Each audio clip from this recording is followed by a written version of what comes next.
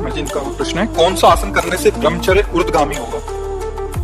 अब जैसे अवस्था आपका ही प्रश्न है, अब ये नए साधकों के लिए होता है, आपके लिए तो मुझे लगता है कि इस विषय में आप चिंतन ही छोड़ देना चाहिए, क्योंकि नए साधक जिससे ऊर्ध्वगामी के लिए सिद्धासन अत्यंत आवश्यक है। अब सिद्धासन के लिए महाराज का शरीर काम नहीं करेगा। अब सिद्धासन जो बाई एड़ी है वो गुदा और मूत्रेंद्री दोनों के बीच के स्थान में ठीक एड़ी ऐसे लगी हुई, और जो दाहिनी पैर की एड़ी है वो ठीक मूत्रेंद्री के ऊपर लगी होती है, ऐसे लगी होती है, और ठीक ऐसे बैठा जाता है, मेरुदंड बिल्कुल यही स्थिति होती है।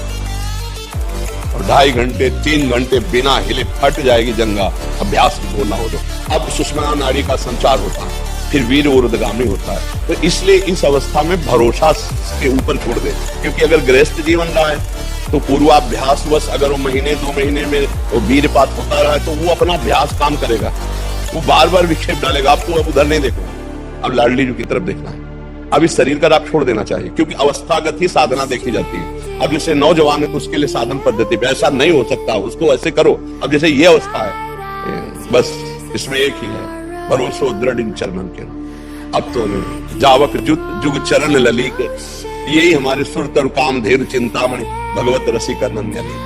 अब हम ये नहीं देखेंगे क्या हो रहा है शरीर में, क्या हो रहा है, कैसी परिस्थिति, क्योंकि अब देखने का समय नहीं रहेगा। जी साधन करते करते भरोसा आ जाएगा, मतलब यहाँ भरोसा तो सत्संग और संत महापुरुषों के संग से आता है। साधन करते करते तो जीवन व्यतीत हो जाता है, अहम नहीं क्षीण हो पाता। अहम क्षीण होने के लिए संत महापुरुषों का संग। अब जैसे वचन मान लिया जाए, जब हम ब्रह्मचर्य का भरोसा रखेंगे तो लाडली जी के भरोसे में कमी हो जाएगी।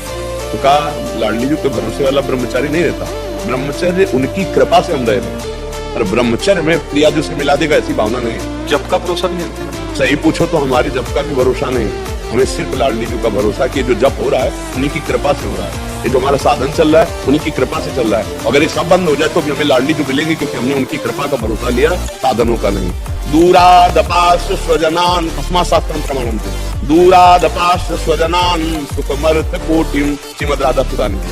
दूरादपाश स्वजनान सुखमर्थ कोटिम सर्वेषु साधन वरेषु चिरम निरासा सुवर्षन्तमेव सहजाद्भुत सौख्य धाराम श्री राधिका चरण रेणुमहं स्मरामि।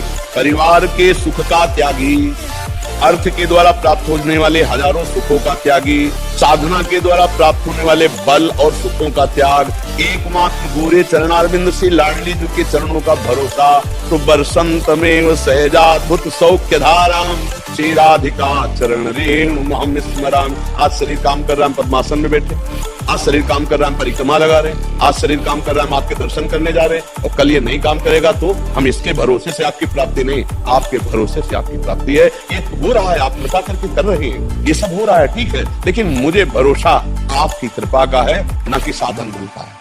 तो हमें लगता है कि मेरी लाडली जी की कृपा से जो ब्रह्मचर्य की पुष्टता होगी वो सिद्धासन से भी नहीं हो सकती। यद्यपि इन आसनों का बड़ा महत्व, क्या मेरी लाडली मेरी लाडली मेरी लाडली, फिर सब में लाडली, चिद चिद लक्ष्मण सर्वम राधा कृष्ण जगत। अब खत्म, काम की कोई सत्ता नहीं रह गई, शरीर की कोई सत्ता ही नहीं रह गई, लाडली लाडली लाडली। मैं बस किशोरी जी के स्वभाव और उनके प्रभाव पर भरोसा रखना चाहिए, अपना जितनी सामर्थ्य है जोर लगा के नाम में चलना चाहिए।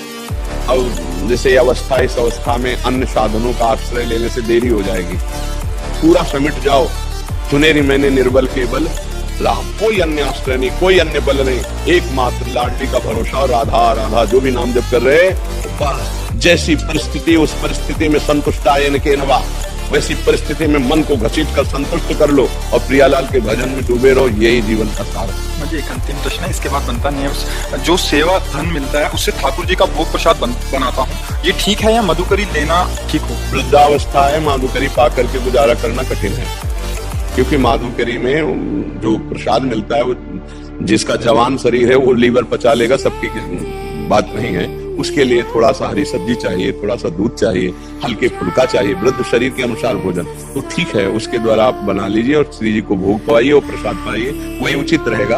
वो भी आकाशवृत्ति माधुकरी के द्वारा, आप अर्थ किसी से मांगिए मत, जो लाडली जो आपको प्रदान कर देती है उसी से आप उधर पोषण कीजिए, क्योंकि माधुकरी वृत्ति के लिए बहुत पुष्ट शरीर चाहिए।